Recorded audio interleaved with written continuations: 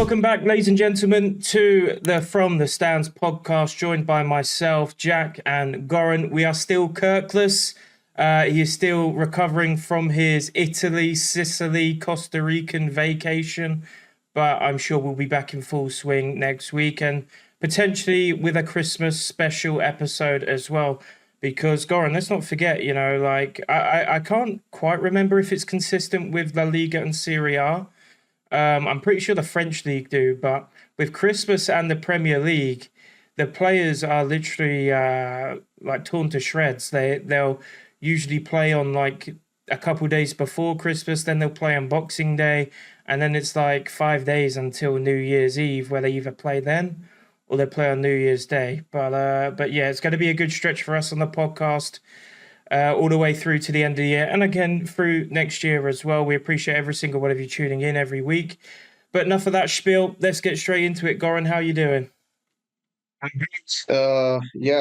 you've been saying, it's gonna be super busy over Christmas. I think Bundesliga is actually taking a break. I Yeah. was just about to look that when is their last game. So they are playing their last match on the 21st, and then they kick back off on the 9th of January. Yeah. But you got to remember as well, they've only got 18 teams, right? So theoretically, the teams, well, not even theoretically, factually, the teams play two less games a season, and oh wait, no, four less La games a Liga season. La Liga gets a week or so off. They pick it up back on the 3rd of January. I'm not sure what Serie A is doing. I think French League One also takes about a week and a half or 2 weeks. They also have 18 teams, which is interesting. So we have Bundesliga and League One with 18 teams. Everybody else has 20. Let's see, the 21st. Oh, Serie A is actually being played on the 27th of December as well. It doesn't look like they take a break at all. But yeah, you have to have these competitions wrapped pretty quickly, like end of the season. I mean, it's gonna be probably end of May, and then the Champions League finale, which is the official end to the season, is in like early June. And let's not forget, Jack, it's gonna be the biggest World Cup ever this upcoming summer. Yeah, wow. In the States, Canada, and Mexico, with 36 teams, if I remember correctly. Was there a World Cup in the States in the 90s, or am I just imagining that? It was 92? 92. I think it was 92, yeah. Yeah, obviously I wasn't on the planet at that point. I wasn't even existing. I think it was Brazil who won it that year. But it's going to be an absolute banger. I know that. A lot of beer is going to be consumed by me. It's so and so. You know what? You increase the tournament by so many teams. And I read somewhere, so FIFA has 40 something members. Yeah. And pretty much every third team is playing in the World Cup with 36 teams, every fourth team or so. So it kind of it's always nice to see more games at the World Cup, but I just wish that they've done it to get more high quality teams. Now you get teams like Suriname, Cape Verde. I don't even know, Jordan. When the fuck did Jordan play a competitive football? Have they qualified? Have Jordan qualified? Yeah, they did. Wow. I mean, yeah, I guess that if you look at it from FIFA's perspective, they want it to be as inclusive as possible because everyone loves and watches the World Cup. I bet you every single person over the age of 18 in the world has probably watched the World Cup, unless you're on like Sentinel Island or something like that. So yeah, I get it from FIFA's perspective. Jordan would probably respectfully, Cape Verde and places like that, they were never going to make the World Cup without this change. And I don't know. At the end of the day, I think people have to remember when there comes change, there's always the option to just revert it back. Like FIFA, if they try it 2, 3, 4 times, it's clearly not working, then they'll just run it back and and do it Yeah, how it but they used to won't be. because it's so much money involved. Because so with expanding it, you're giving a bigger chance to team like Saudi Arabia, Qatar, and Hmm. Emirates or whatever, and you know that they bring a shit ton of money to FIFA and football in Yeah, of course. general. And as we all know, Johnny Infantino is not above taking money. Yeah. As okay, this I just want to make a disclaimer, guys. I have no actual evidence that he's taking money, but I mean, the history speaks for itself. I mean, Sepp so Blatter, wasn't he caught up in a scandal? yeah. Um, Just to come back for a bit, Jack. Sorry, 1990 World Cup was actually in Italy, and it was won by West Germany still. hmm. And then 94 World Cup was, I think, in the States. I was just Googling that. 94 World Cup, yeah, was being in the States, and the winner was Italy, which was their fourth title. They've beaten Italy in the And they've finals. still got to qualify for this World Cup still. I mean, have you seen their path? Their path is fairly friendly. They did Um, got one of the easiest paths towards the World Cup. who Yeah, is it? They got indeed. Wales, Bosnia Herzegovina on one side, I think. No, Yeah, it's not Bosnia. it's. I think it might be. Is it? Let me look this up Yeah, quick. I think it might be, Um, but they are on the more friendlier draw yeah, of the I mean, qualifications. there's a path that has as one of the semi-finals. It's Ukraine versus Sweden, and whoever wins that semi-final is 100% gonna beat whoever's on the other side. Um, right, let's have a look here. It is Qualifiers. Italy. No, it's not. What am I talking about? It is. So it's Italy versus Northern Ireland, and Uh-huh. then on the other side you have Wales versus Bosnia. Yeah. Yeah, I was right then. I should never have doubted Yeah. myself. And then the Um, Pad B is Ukraine versus Sweden and Poland versus Albania. Pad C is Turkey versus Romania, Slovakia versus Kosovo. And then Pad D is Denmark versus North Macedonia and Czech Republic versus Ireland. Ireland are very lucky to be there. Um, yeah, I think Italy qualify in that. I mean, they probably be no disrespect to Northern Ireland, fellow Yeah. United Kingdom member, but it's just Italy. That being said, I mean, Italy, if I'm not mistaken, they weren't even like excellent in the Nations League. No, well, Um, Italy has been in the free fall pretty much since they won the Euro Cup back in yeah, what was that, 2020? when they beat us, yeah, Yeah. and ever since then, of course, everyone has a game of their life against England, and then suddenly they can't be bothered to play anymore. Um, Yeah. I don't know. I don't know. No Croatia, or did Croatia qualify? Oh, yeah, we qualified. Okay, I was gonna say.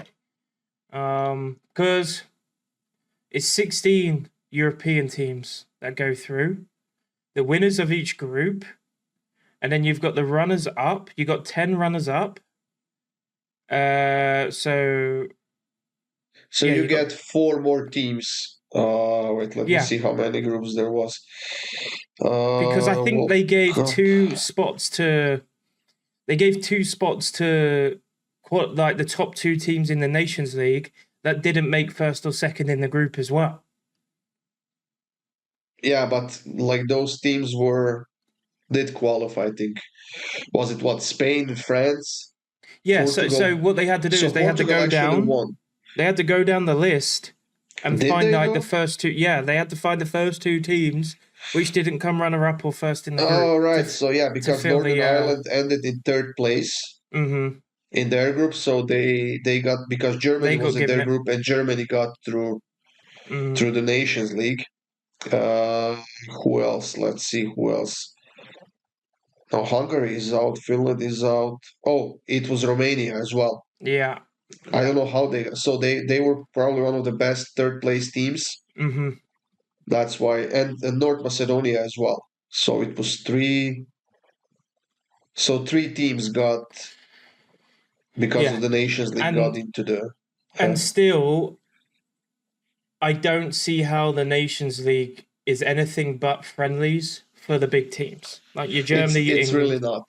It's It's not. just friendlies. That's all it is. Yeah. It's only important if you are the likes of those teams we just read out. But again, we'll have to. I mean, I don't really know what UEFA could come up with as like an alternative, because obviously they brought in Nations League to reduce the amount of friendlies played a season. Yeah. But then you look at the fact that we've just played 3 international breaks between September and now. I mean, it's not substantial. Yeah, it's not fair on the players, because again, it's kind of like a double-edged sword, because most of the players that were playing for international teams are in the top teams, Yeah. and those top teams are playing Champions League in the week. They're probably in both the national cups that they have. And then again, coming back to this December schedule, you're playing Champions League in January.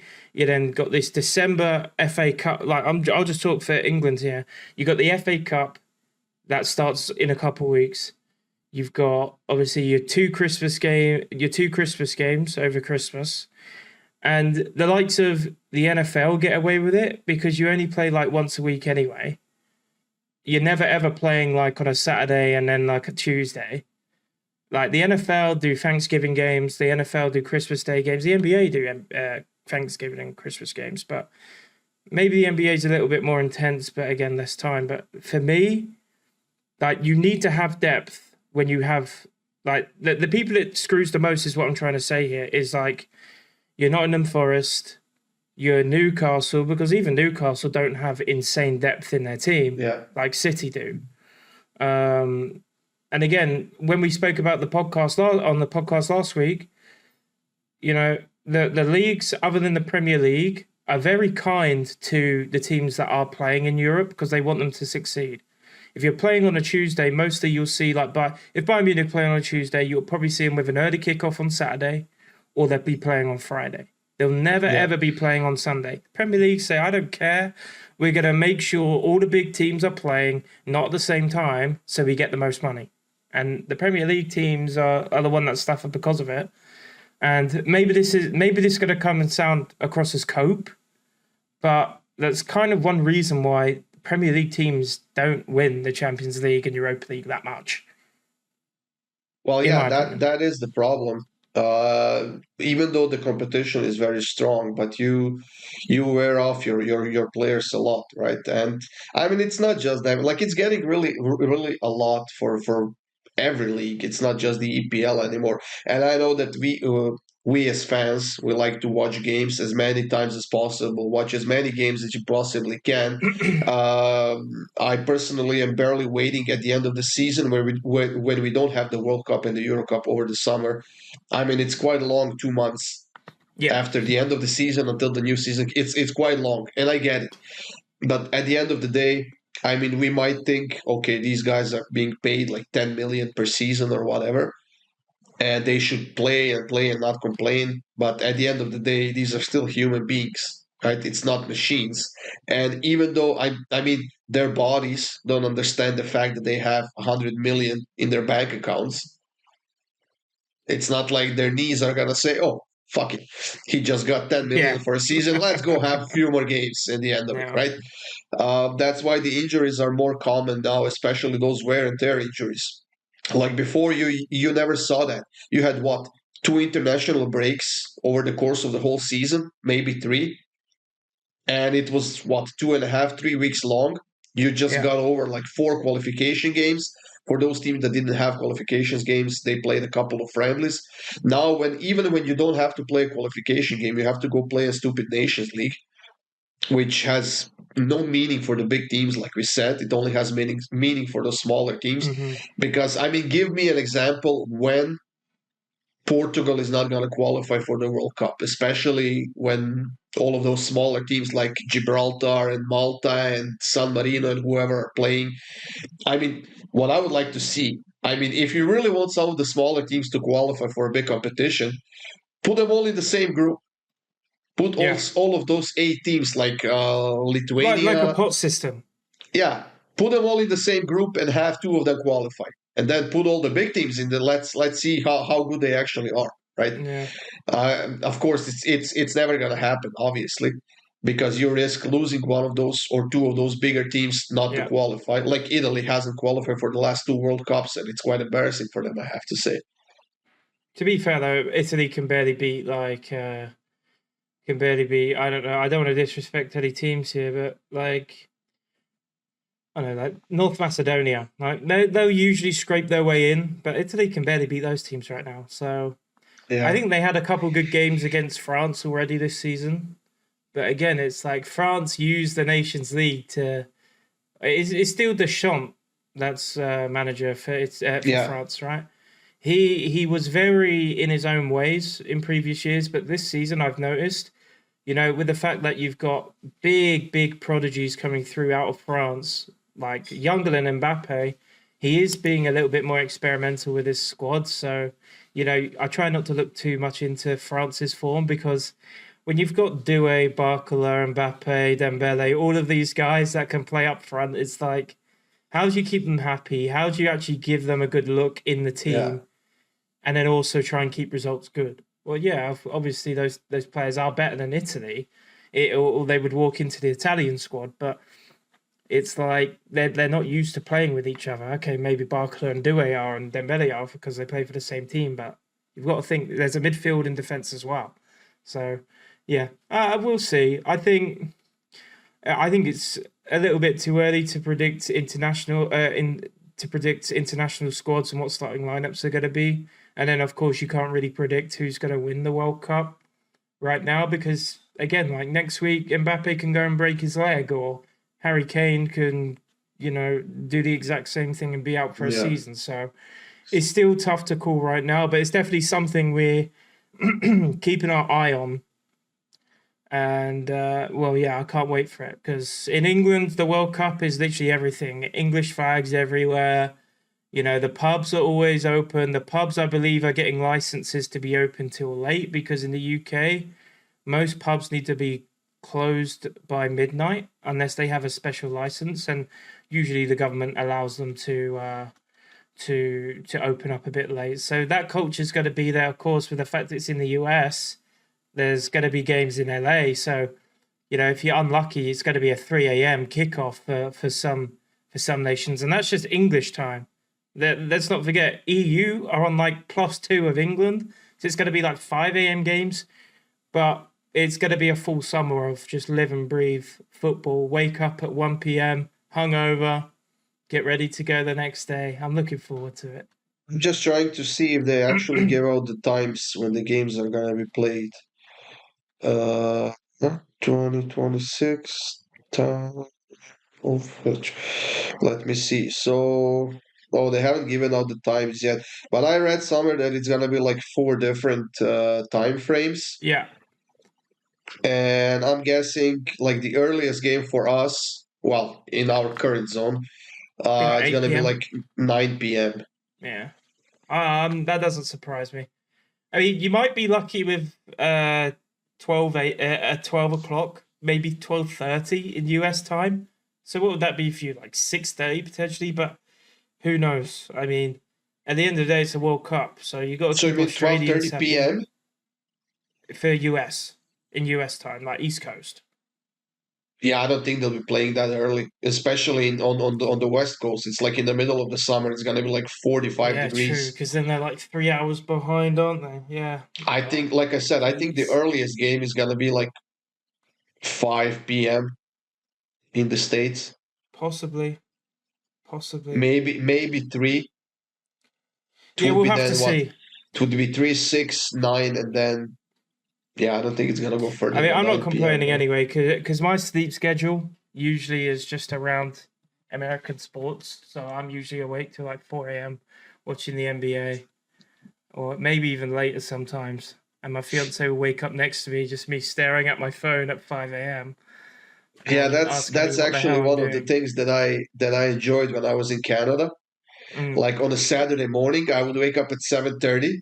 That would be yeah. the first EPL game. Uh huh. Then after that one, 9:30 would be Bundesliga, and 10 a.m. would be the second EPL games, Hmm. and the latest would be like 2:45, 3 p.m. That would be like those late 9 p.m. games in Europe. Yeah. And then by 4:30, pretty much you're done. You still like have half of your day left to do shit. So that's something what I enjoyed. So I would just wake up at 7:30 in the morning, just turn on the TV and not move for the next 6, 7 hours. That's one thing I like living in EU as well, though. Like with Champions League and even Premier League in the midweek, like having the game kick off at 9 p.m. is like so nice because Yeah, by that your day's like done. You know, you've pretty yeah. much done everything. Your food's been eaten, your washing up's been done. You just get to sit on the sofa, chill for the rest of the evening. If you're a Tottenham fan, you don't get to chill, but I like to think so. But yeah, you saying that, and obviously talking about you living in Canada and watching games, it reminds me of when I was in Vegas, and I went to the Omnia nightclub in Caesars to see Calvin Harris, and then I left the club I think at like 4 a.m., 4:30 a.m. Went back to the hotel with a fiance, and then went from the hotel to the Tottenham Supporters Club sports bar Yeah. off the strip to watch Spurs against Brighton at like 6:30 a.m. I didn't sleep, obviously, so yeah, that's just dedication, though. That's just and Yeah. that same period, we were also making a deep run in the Champions League where we beat City across the two legs. So I ended up watching that City game. I don't know how, like, it's so weird watching a Champions League game at like lunchtime. Like, It is. It that is is. so weird. It's like, what the hell is going on? It is. And the It is game a weird finishes, feeling. and you're mentally so used to being ready for bed after I the would Champions still League be game at finishes. work actually when I would still be at work when the first those early games kicked off. Mm, And then so my work finished at 3. That would be the second games kicking off. By the time I got home, it was almost halftime, and then I would be just watching the other half of those late games. yeah. But yeah, it is weird. Yeah, Very weird to get used to because your body, I don't know, it's like subconsciously you're expecting it to be dark outside and ready to go to bed and settle down when that final whistle blows. And in yeah, reality, you're going out for lunch. You're going to IHOP or something for a late breakfast. That was a good time. That was a good time. yeah. I Um, was in Vegas once, and it's an interesting thing to see, but I don't want to go again. I just don't have that desire. I was yeah, fine with it once.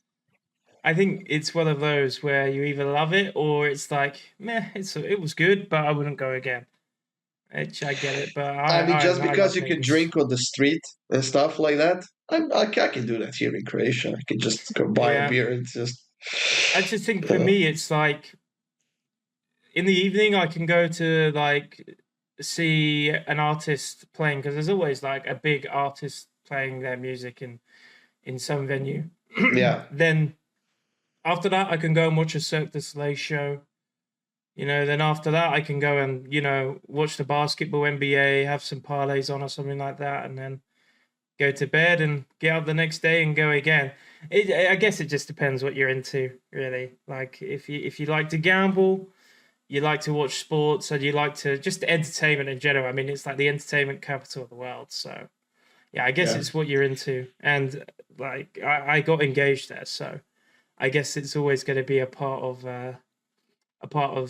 my life at this point. But The yeah, only I'll thing I was definitely be sorry going back. about, the only thing I was sorry about that it wasn't in action yet was the sphere because they were Uh building huh. it when I was there. It was almost finished, but it wasn't up and running yet. Now that's something I would like to see, like Yeah, live. it's just Just go in there and expensive. see. Yeah, it is expensive It's like as fuck. $125 for like a seat at the top, and they made like an incredible loss last year. But the first time I went to Vegas, it was like just dirt because I was going up through the big wheel, the high roller they called it, and then Yeah, no one really knew what it was going to be. People were like speculated it's going to be an NBA team moving there, and then it ended up being the MGM Sphere. And then the second time I went, it was like just opened, but there was only like one show on there.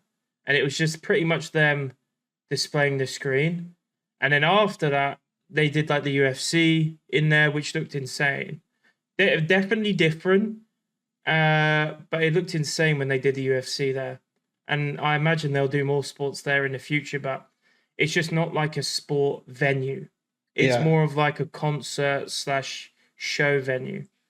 yeah. But what the UFC had to do to work with it, I don't know if you saw. Um, but like the whole backdrop it, like they put like a massive backdrop on the cage and made it look like, because they did it on like Mexico Day. I can't remember what they refer to it as. But they did it on like the Mexico's like National Day, and they did a big Okay. noche, UFC noche they called it, Yeah. and they made it look like all Mexican noche themed in the background behind the cage. It looked insane.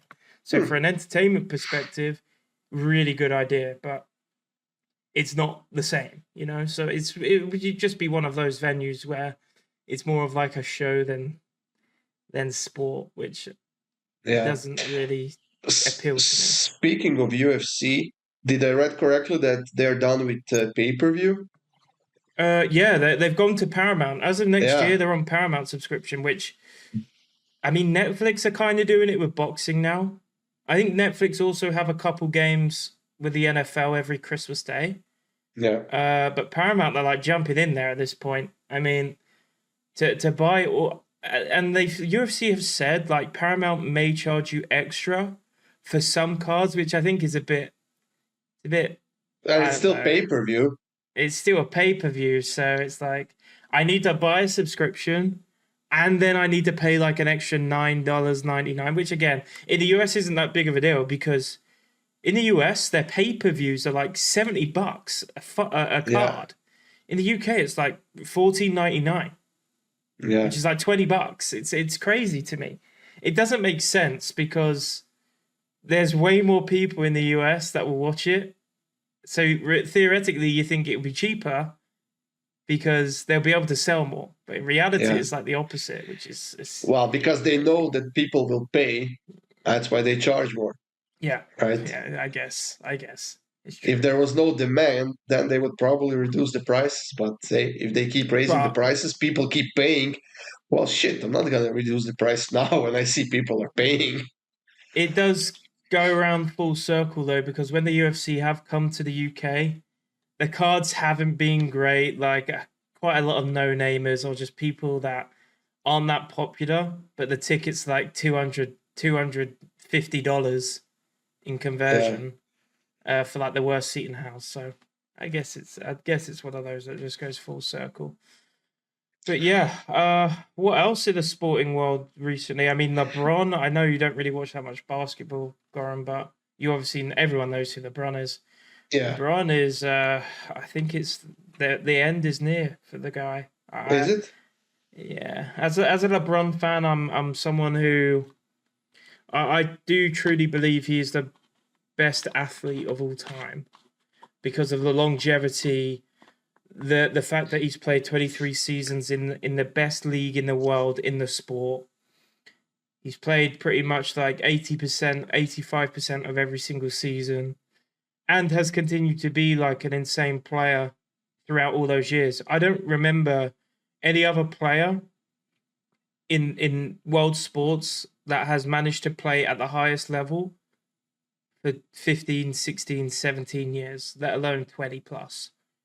So but now the fall off is just crazy. Like he doesn't even look the same anymore. And he's coming in interviews saying like, "Oh, I'm an old man now. I'm waking up in the morning. I've got stuff that hurts that didn't hurt the day before." Sad to see. Sad to see. You know, Yeah, we have grown up, or I personally have grown up in a very good era. You know, with the likes of Messi, Ronaldo, Tiger Woods, LeBron James, Tom Brady, Patrick Mahomes, you know, all of these absolute greats that have all managed to play at the same time. And it's also before money became a big factor in the game. I think this is it. This is the golden era. And maybe that's just me turning into a boomer, but that's my opinion. Well, look, obviously, I know enough about NBA that I can say that LeBron James is one of the best to have ever played this game. Of course, you will never get that response, and I know that a bunch of older people will not agree with that simply because they lived through Michael Jordan era, and Yeah, they just it's like telling me that Pele and Maradona were better than Messi and Ronaldo. Okay, yeah, I get it; they were great, they were amazing for their time, but put them in today's era and put Messi and Ronaldo back in their era. Like you will get an insane numbers. yeah. And I remember because I was in Canada, hockey is obviously very huge there. And for them, there's nobody greater than Gretzky. Hmm. And I watched some clips on YouTube and stuff. I really can't say because I haven't seen him play. I haven't been following hockey then at all. But yeah, he was good. He was good for he was great for his era. But there were a few other players as well. The question is, would he be this good in this era? Right? Yeah, There's no doubt that every sport is a lot quicker now than it was 20, 30, 40 years ago. It's a lot better. It's different. It's evolved. And I honestly don't think that Pele or even Maradona would have even half as good as careers or yeah, would be as half as great as they were back in the day. Obviously, they were outstanding players who deserve all the respect in the world. They were brilliant, but it was not just the two of them. There was a bunch of other great players back then. When in these days, in this era, you can definitely separate Messi and Ronaldo from everybody else. Like yeah. nobody is close. And what annoys me a little bit with the argument and the fact that I think it will just be argued forever is that the same thing always comes up in these arguments when we talk about Maradona or Michael Jordan or whoever, is the fact that the excuse for the players being so good now is, oh, well, they've got sports scientists, they got all this data, they've got all these people helping them. Yeah, of course, like they're not going to turn that down. Yeah, but how But does that help Messi? And I mean, sure, they no, have it's way like better nutrition Maradona. and stuff like that. Yeah, Absolutely. I mean, you can see Ronaldo. He's what, 40 years old? He looks like yeah, he's 22. yeah. Fuck's sake. He has like 0.2% body fat. But I It's, think what people argue is, well, if Maradona had all of that, he would have been better. But you just don't know. I don't like it. Definitely helps, but I don't think it will be like he wouldn't be twice the player of what he if he wasn't was. doing cocaine, he would be a lot Oh, better. there you go then. So yeah, Doesn't need healthy exactly. food. All you have to do is not do cocaine. Yeah, exactly. And yeah, I mean, I was going to say something really controversial, but I'm not sure if I fully believe it. But I think Go ahead. Maradona is definitely very good. Definitely helped him that he is like an icon in one of the most passionate football countries in the world, in Italy. You know, if you go Yeah, anywhere in Naples, you'll see him somewhere. You'll 100% see him somewhere. But he was like a personality as well. Like he wasn't just yeah, known for his football; he was known for his persona. The handball against England, you know, like all of these factors that made him maybe overrated isn't the correct word, but you know, it kind of boosted his stock a bit because he was just being spoken about more. And naturally, when someone's being spoken about more, most of the time you're going to think, oh well, you know, if you see, I don't know, if you see a specific person on the news every day or something like that, fame can kind of cloud someone's ability, or over oh yeah, or inflate their ability is what I'm trying to say. But oh yeah, yeah, for Maradona, sure. great player, great player. Right, look, predictions, Goran. Last week How do we we had do? last week going into last week we had a pretty poor first week of doing these predictions because none of us got a single correct score. Uh, Goran, I can tell you, you didn't get a single point last week. Jesus. You did not get a single point. Leverkusen versus Dortmund, you had 3-2. That game, I think Dortmund ended up winning 2-1, which Yeah. Kirk predicted. Bear in mind that Kirk going into last week had like barely any points. Jesus, now he's 8 points over me. Now he's first. What the fuck? So we'll drop the standings above, and or next to us or wherever. But you could see I'm on 13, Kirk's on 16, Goran's on 8. But a Man, disgusting performance from you. what last did week, I have? Goran. I had PSG 3-1 against Monaco. They ended up And losing Monaco 1-0. won. Pathetic. Yeah, 2-1 yeah. Arsenal. They couldn't score a fucking goal with a red card for Chelsea. Ended 1-1. Roma Napoli 2-2. How'd that game ended though? 1-0 Roma? No, Napoli won 1-0, I believe. Napoli won 1-0. Yeah, they And scraped it. Sociedad Villarreal, I had 1-1, and Villarreal scored a late winner, I think, Yeah. for 2-1. Man. 3-1. It was 3-1. I think they scored two late Oh, they scored 2 in the late in the end. Villarreal game. Yeah, because if it was That's 2-1, I just mean, Kirk crazy. had 2-1. So he would have got another correct score. Kirk comes out the week with 2 correct scores. Insane. He hasn't even been on the last 3 episodes. I know, it's disgusting. Man. We should halve his points. Exactly. Look, 5 new games coming in this week. Again, we'll go with a similar theme this week because again, it would be too easy if I gave, like Liverpool versus West Ham, it would just be too easy. So I'll try and mix in a few new clubs, make it a little bit difficult, and don't forget, folks at home, if you predict 4 out of 5 correct in the comments below, you win yourself $50, and that is not capped. So that will go across everyone. So if there's 8 people win $50. It will not be raffled for one person. And then after each 4 weeks of episodes, we will draw one person to win a free bet in the comments as well, even if you get 0 scores incorrect. So there's plenty up for grabs for you guys to join in with us as well. Don't forget, there is a Discord link in the description where you can go and brag about your bets and all kinds of things sports in there. And you can come and join in with us in the action. Right. Game number 1, Goran. I would say this one's a tough one to read.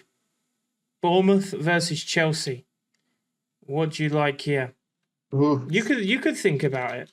That's a Saturday game? It's a Saturday game. Bournemouth versus Chelsea. Chelsea's playing Champions League next week. Am I correct about that? They are playing. Let's see who they play against. Bournemouth versus Chelsea. I mean, Chelsea's playing pretty well right now. Too bad that when we are recording this, they still have a midweek game to play. Yeah. So might have to consider that. But they are playing in the Champions League. I don't see it. Why don't I see it? They are playing against Atalanta on the road in the Champions League. Bournemouth versus Chelsea. You got to Let's remember go. though, like, yes, they're playing Champions League, but now we're coming to like the last few games of UCL. They're gonna be having to really push for qualification Champions League now. So it does make things a little bit more unpredictable on the weekend.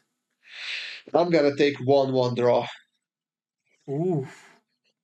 1-1 draw, Bournemouth Chelsea. All right. Yeah. I'm gonna go. I think it will be a score fest. I really do. I would say 3-2 Chelsea, just because I just see a really high scoring game in that one. Like, Chelsea are okay defensively, but again, they probably bring some key players off, and Bournemouth are able to score 2 or 3 goals every game, it looks like right now. So I'll go 3-2 Chelsea. Kirk's score we will put up as well. We just don't have them as of yet. Kind of my fault, kind of not. Next game, a tough one as well, because you've got one team who, again, score a lot and make predicting scores unpredictable. Toulouse versus Strasbourg. Toulouse, obviously, in some really good form at the moment. Screwed me last week against Marseille to knock me out of Survivor on the road. And Strasbourg, well, like I said, that's the team that can score 1 or 2 at least every single game against pretty much anyone. That's an interesting matchup. Toulouse versus Strasbourg. Man. I'll give you mine. I'm going to go 2-2 in that game. You know what? I was thinking about the same pick, actually. Really? Wow. Yeah. Take it if you Uh, want. mm, now I'm gonna take 1-1 again. 1-1 again. Yeah. Draw heavy so far, Gordon. Draw heavy. All right, next one. Big one. I believe it was the what's the German cup called again? It's named DFB after a player. Pokal. Is it DFB Pokal? Pokal. Yeah, DFB Pokal. Yeah. Final repeat from last season. Stuttgart versus Bayern. Oof. And again, Bayern, they're pretty much qualified for the Yeah. Champions League, but they definitely want to keep the top 8 spot. I don't think that is necessarily guaranteed yet, but I don't really know their game in the week either. So I'm taking 3-1 Bayern. 3-1 Bayern. Yeah. Yeah, I think Bayern likely concede. I mean, Stuttgart is another team who, again, can score. I'm going to go 4-2. Again, I'm going really rogue with these scores. It's just Bundesliga this season. Bundesliga just seems to have so many crazy score lines. And then again, I mean, last night, did you see the City score last night? We're I recording did. this on I Wednesday, by was the way. sweating that game like a son of a bitch, man. I had City to win and over 1.5 goals. 1.5. Mm-hmm. Imagine me being a chump, not taking at least 3 goals. Yeah. And I'm watching like it's 5-2. They're 5-2 up now. Now it's gotta be done. All of a sudden, within like 4 minutes, it's 5-4. Like, Yeah. what the hell are you doing? That's And then you crazy. also had Tottenham, right? Like, you had goals in the Tottenham game, and Yeah, they I didn't had. score until like the 70th. So that was my last leg of a parlay. I had City on the money line, which luckily they were 2-0 up, so it got as a win because of the Yeah. 2 goal advantage. Yeah. I had over 2.5 goals in Barcelona game, and I had over 1.5 goals in Newcastle and Tottenham game.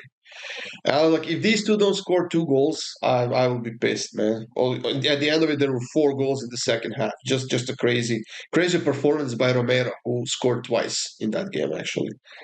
After these predictions, we'll talk about last night's games a bit more because I do have some takes to say about that.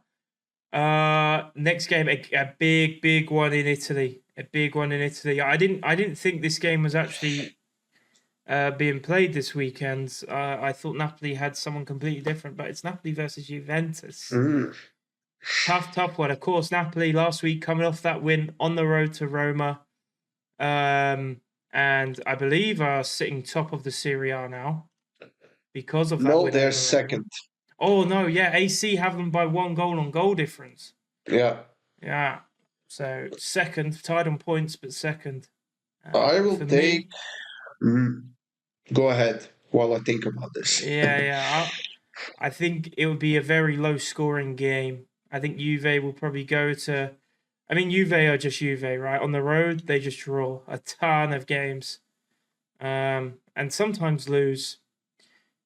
I'm gonna go 1-1. I think Napoli. I think Napoli come up short for some reason because Napoli are kind of a team where they will go and you know beat Roma on the road, and then they have someone like Lecce at home the next week, and drop points. And now they got Juve at home, so yeah, I'm going 1-1 in that one. I see a draw. This screams 1-1 to me as well for some reason, but I feel like I don't know.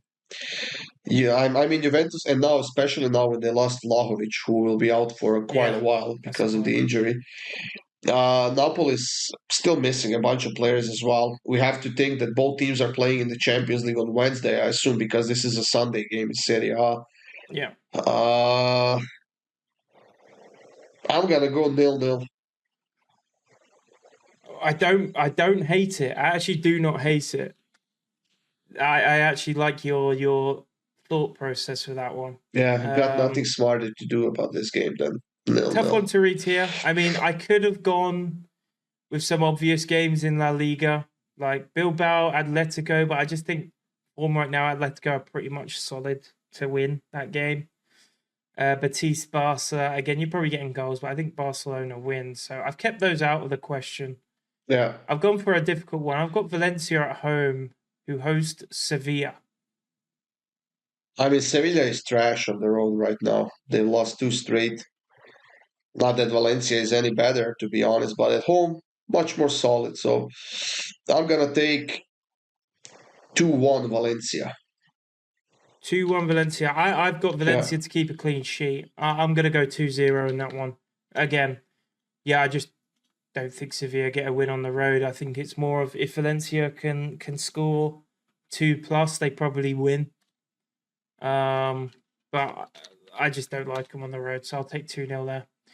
All right, there you go, folks. And again, as I said, Kirk's will be on the screen. Our standings could all change by Christmas. I mean, like we just mentioned, Kirk was bottom by quite a substantial amount going into last week, and then he has 2 correct scores and completely flips the table. Just So, ridiculous, man. and yeah, and again, don't forget, guys, make sure you drop a comment down below. Get your predictions in before the first game on Saturday, and you'll be eligible to win that giveaway. All right, then. Let's round up the podcast here, Goran. We did touch on it very briefly. Yesterday's games. Barcelona, of course, big win over Atletico Madrid last night. Didn't watch the game. I assume you did. I saw Lewandowski missed a penalty, and that is about it. I mean, that was such a. Yeah, look, I refuse to believe that. Well, it's not unheard of or unseen of that a player misses a goal by that much, but I literally think I can't remember what game was it. It was on some big competition when they were taking so many penalties that by the fourth or fifth guy, when he got up to the ball, he stepped next to it and the ball lifted a little bit because that patch of grass lifted. So Yeah. he kicked it fucking in the 80th row of the stands. I'm not gonna say that happened to Lewandowski, but I think it was something similar to that because he missed I mean by a mile. He missed the whole goal by a mile. Who took that penalty? I think it was a Real player, but I could be wrong. I don't know why. It's either a Real or Barca player, but again, I could be way off of this. There was a penalty taken. I'm pretty sure it was Champions League. No, I think it was Atletico Madrid versus Liverpool last season, where they stamped so hard on the floor next to the ball actually came up off the That's floor what I and was they just shot. saying now. Yeah, Yeah, that's what I was saying now. who It was who in was one of it? the big. I can't remember who it was, but I'm I pretty sure it was remember the Atletico Liverpool game. could I'm be pretty sure of that. when he stepped next to the ball. It's not like that he stepped hard. It was that whole patch of grass. It was messed up. Yeah, Yeah, so it kind of lifted the ball a little bit, and he kicked it. Yeah, yeah. same as what was his name for Crystal Palace against United when he hit his own foot. Oh, Mateta when he was was it taking a Mateta? penalty. Yeah, it Yeah, would have been Mateta probably, yeah, or that Sa, was but just weird. yeah, No, Mateta. it was Mateta. Yeah, Good player, by the way. He's having a good year. Having a good year, and he's in my fantasy, so I'm not well, yeah. When complaining. you don't have Olise or Eze anymore, right? You have the room and space to You've step up, essentially got right? one player. You've got one player Yeah, basically to score your goals now, and exactly. well, I think it's just nonsensical to not take him because Palace are still winning games, and again they've got Sarr in that Palace team who does contribute a lot, but he's injured, so one of them ones. Yeah, Tottenham, eh? Tottenham. Did you see the penalty decision for Newcastle? I did not. I was watching Terrible, Barcelona game at honestly. that point. Didn't watch it at all. But yeah, After we finish recording, just go and watch the penalty decision. I'll try and describe it very quickly. You see it time and time again. Every single corner in every single game, you've got players wrestling with each other. Always. They're not looking at the ball. They're looking at who they're marking, and they're having a wrestling match. You know. yeah, In this game, Dan Burn. Bear in mind he's like 6'7" or something stupid. You already know before that corner is even being taken, that's who they're aiming for. For yeah, some reason, Benton Kerr is the assigned guy to take on Dan Burn. Dan Burn is running from the back corner of the 6-yard box towards the center, and he is running directly into Benton Kerr. And Benton Kerr is just standing there, basically like, okay, come and run into me. Dan Burn is running directly into Benton Kerr. Benton Kerr's walking backwards, like with his arms out like this. And then like he tries to get some leverage. He reaches round the back of Dan Burn. Dan Burn then goes to the floor. Like he hasn't. Bear in mind, Dan Burn's the one initiating the contact. Yeah. Dan Burn goes to the floor. It goes to VAR. Referee gives a penalty. Honestly, it's so I don't understand. If that is a penalty, we would see a penalty at every single corner in every single game. And again, we spoke about this in previous weeks on the podcast. The inconsistency of Yeah. refereeing in the Premier League it actually makes it look like the most corrupt league out there. Like, That is the biggest problem, the inconsistencies, right? And same goes for the VAR refs. Not everybody has the same view of a game. yeah, That's why I don't know. I think NBA is doing it differently. They have one let's call it VAR they center, have right, for one every center. single Yeah. game. Yeah, where all of the decisions go for a review to the same center, where the Mm-hmm. same people are doing it all the time, pretty much, right? I don't think Yeah. they change every freaking game or Yeah. something like that. So that's something they might need to consider doing. But then again, that's way more games, way more leagues And than I'll NBA, tell you right? one thing as well that the NBA do very, very good with these. Let's just call them VAR checks. They call them replay reviews in the NBA. But what the NBA Center are looking at and what the referees are looking at on their monitor on the sideline, they have it on the Jumbotron so all the fans can watch it at the same time. Yeah, In the stadiums in the Premier League, and I assume they do it across all the other leagues, you have at least two massive screens in the corner of each stadium. And all they have written on there is VAR review pending. No one knows what's yeah. going on. And the crowd's getting agitated. The referees are then getting put under pressure to hurry up, and then they make mistakes. I just don't understand why they can't show everyone what they're looking at so people can have a look and see what they could expect for themselves. Because again, the fans, they've seen it all in one take. You know, Yeah. people are do we celebrate? Do we not? They at least need to implement that. They've tried doing it. You know, they've tried doing something. They've given a microphone to the referee to announce the decision, but it's still like it's baby steps here. And we're talking about one of the biggest leagues, if not the biggest league in the world, And you know for what I would football. do? I mean, I would. So let's have a VR situation, whether it's a penalty or a red card fall or whatever, and the ref goes takes a look. He makes his decision. What I would do then is just get the two or three involved players in the situation, get them in front of the monitor, and the guy Yeah. who's saying, "Oh, I didn't touch him. It's not a red card." Well, what do you Just call that then? show him Yeah. the fucking Yeah. video. Yeah. This is what you did. This Yeah. is what you did. This is what's getting you a red card. This is what's getting them a penalty or something like that. Mm-hmm. You can't tell me that, oh, I haven't pulled his jersey. I haven't touched him. I went for the ball. I touched the ball. If it's a clear foul or something, just get them in front of that VAR screen and tell them, look, Yeah. this is what you did. Let's Yeah. let's not go around it anymore. And that's it. Yeah, for sure. I think the only thing that That's is stopping the Premier League from having just one set of referees is again, VAR is operated very differently than basketball in the NFL because yeah. when mistakes are made in play, they let the game flow. In the Premier League, Serie A, La Liga, if there's a red card and the referee's missed it, the referee will get a little phone call to his earpiece and say, "Stop the game. You've made a mistake. You need to go back. Come and then look at the monitor." It just takes too long. I think VAR even needs to be implemented exactly the same as how the NBA and NFL do it on scoring plays only, or whatever it may be, or maybe implement a challenge. If They do have that now, though. not in the Premier League, they don't. Well, no, because they're testing it at the under 17 World Cup in Yeah, where was it in Qatar or something like that now this year, yeah, and I think each coach got one per half. mm-hmm. It was a purple card or something like that, a blue card, I don't know, that you have to show to the ref. Yeah. That means that you want to challenge a certain situation that happened. So I think it's coming probably sooner rather than later. You just So need to implement in a way where it doesn't slow the game down, and the teams have 10 seconds, 5 seconds after it's happened to challenge, because in the NBA you've got members of staff on the bench who are it's just their job to challenge and tell the coach to challenge, and players delay the game because the rule is in the NBA.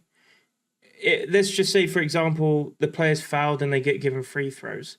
The window to challenge is gone as soon as that player shooting the ball gets the ball back. But what you see in the NBA is players just holding the ball. Oh, it slipped out of my hands. They waste time and they give the team time. And I think that is a disaster for football. It needs to be fast paced and it needs to be free flowing.